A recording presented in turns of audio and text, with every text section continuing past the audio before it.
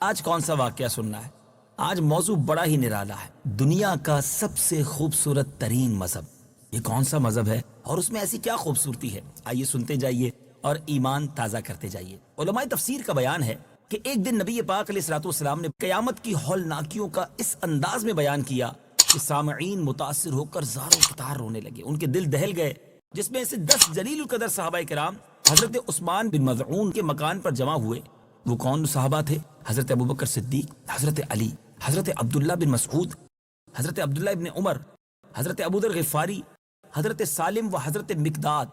حضرت سلمان فارسی، حضرت معقل بن مکرن، حضرت عثمان بن مظعون رضی اللہ تعالی عنہم اجمعین تھے۔ ان حضرات نے یہ منصوبہ بنایا کہ آج سے ہم لوگ بالکل دنیا سے دور رہ کر زندگی بسر کریں گے۔ راہب جس کو کہا جاتا ہے، سادھو کہتے ہیں جس طرح، ٹاٹ وغیرہ کے موٹے کپڑے پہنیں گے، روزانہ دن بھر روزے رکھ کر ساری رات عبادت کریں گے، بستر پر نہیں سوئیں گے، اپنی ازواج سے الگ رہیں گے، اور گوشت، چربی اور گھی وغیرہ کوئی مرغن غذائیں نہیں کھائیں گے، نہ کوئی خوشبو لگائیں گے، بالکل راہب بن کر بس روئے زمین پر گشت کرتے رہیں گے۔ سرکار دو عالم صلی اللہ تعالی علیہ وسلم کو اس منصوبے کی اطلاع ملی، اس مشورے کی اطلاع ملی، تو آپ نے حضرت عثمان بن مظعون رضی اللہ تعالیٰ عنہ سے فرمایا کہ مجھے ایسی ایسی خبر معلوم ہوئی ہے، تم بتاؤ واقعہ کیا ہے؟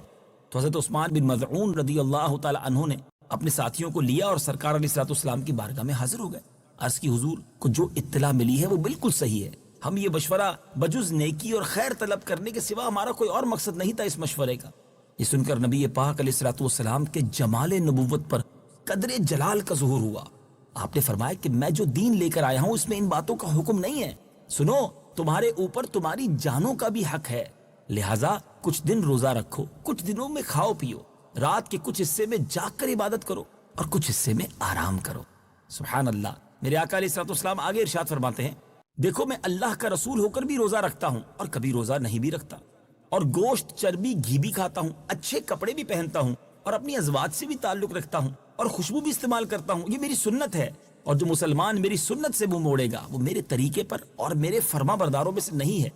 اس کے بعد صحابہ کرام کا میرے آقا نے ایک مجمع جمع کیا اور نہایت ہی مؤثر بیان فرمایا، جس میں آپ نے برملا ارشاد فرما دیا کہ سن لو، میں تمہیں اس بات کا حکم نہیں دیتا کہ تم لوگ راہب بن کر راہبانہ زندگی بسر کرو، اور میرے دین میں گوشت وغیرہ لذیذ غذاؤں اور عورتوں کو چھوڑ کر تمام دنیاوی کاموں سے قطع تعلق کر کے کسی طرح پہاڑ کی کھو میں بیٹھ جاؤ یا زمین پر فقط گشت کرتے رہو، نہیں، ہرگز نہیں۔ ایک جگہ میرے آقا نے تبلیغ دین فرمایا، ایک جگہ جہاد فرمایا، اس لیے تم لوگ بجائے زمین میں گھومتے پھرتے رہنے کے نماز، روزہ، حج، زکوٰۃ کی پابندی کرو، جہاد کرو اور خدا کی عبادت کرتے رہو، اور اپنی جانوں کو سختی میں نہ ڈالو، کیونکہ تم لوگوں سے پہلے اگلی امتوں میں جن لوگوں نے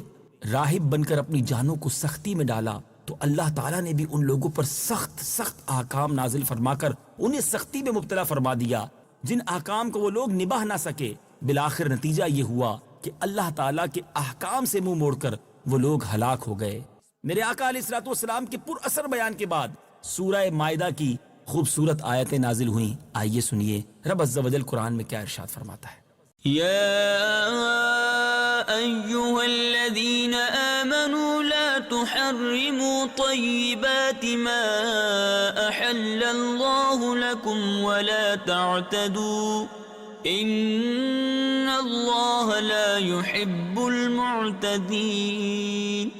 وَكُلُوا مِمَّا رَزَقَكُمُ اللَّهُ حَلَالًا طَيِّبًا وَاتَّقُوا اللَّهَ الَّذِي أَنْتُمْ بِهِ مُؤْمِنُونَ۔ اے ایمان والو، پاکیزہ چیزوں کو حرام نہ قرار دو جنہیں اللہ نے تمہارے لیے حلال فرمایا ہے، اور حد سے نہ بڑھو، بے شک اللہ حد سے بڑھنے والوں کو ناپسند فرماتا ہے۔ اور جو کچھ تمہیں اللہ نے حلال پاکیزہ رزق دیا ہے اس میں سے کھاؤ، اور اس اللہ سے ڈرو جس پر تم ایمان رکھنے والے ہو۔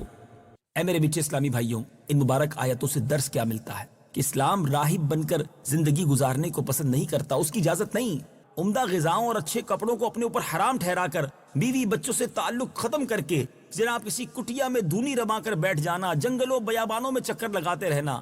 یہ ہرگز ہرگز اسلامی طریقہ نہیں ہے۔ خوب سمجھ لیجئے کہ جو لوگ اس طرح کی زندگی گزار کر اپنی درویشی کا ڈھونگ رچا کر کٹیوں اور یا میدانوں میں بیٹھ کر اپنی بابائیت کا پرچار کر رہے ہیں اور جاہلوں کو اپنے دام میں پھانسے ہوئے ہیں، خوب آنکھ کھول کر دیکھ لیجئے، کان کھول کر سن لیجئے، یہ رنگ ڈھنگ، یہ طریقہ اسلامی نہیں ہے، بلکہ اصل اور سچا اسلام وہی ہے جو نبی پاک علیہ الصلوۃ والسلام کی سنت اور ان کے مقدس طریقے کے مطابق ہو۔ لہٰذا جو شخص سنتوں کا دامن تھام کر زندگی بسر کر رہا ہو، در حقیقت اس کی زندگی اسلامی زندگی ہے۔ ہمیں یہ سمجھ لینا چاہیے کہ نبوت کی سنتوں کو چھوڑ کر زندگی کا جو بھی طریقہ اختیار کیا جائے وہ در حقیقت نہ اسلامی زندگی ہے، نہ صوفیہ کی درویشانہ زندگی ہے۔ اے میرے میٹھے اسلامی بھائیوں، ہمیں ایسے لوگوں سے بھی بچنا ہے جو اسلام کا نام لے کر اور عجیب و غریب جناب زندگی کے طریقے بتا کر لوگوں کو سنتوں سے دور کرتے ہیں۔ اے میرے میٹھے اسلامی بھائیوں، ان باتوں سے ایک اور بات بھی سیکھنے کو مل رہی ہے کہ لوگ کہتے ہیں اسلام بڑا مشکل مذہب ہے۔ نبی پاک کی حدیثیں ہمیں بتا رہی ہیں